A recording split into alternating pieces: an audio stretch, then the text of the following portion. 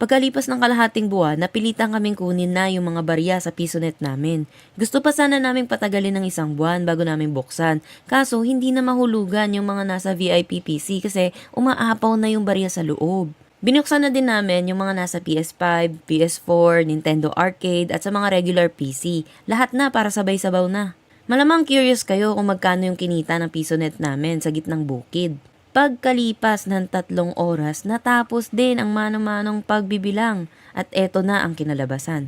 Sa Nintendo Arcade natin, kumita tayo ng 793 pesos at sa PS4 natin, kumita tayo ng 701 pesos.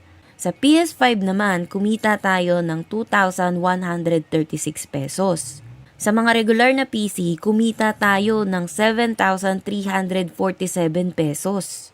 At ang pinakamalupit, ang VIP PC natin kumita ng 12,600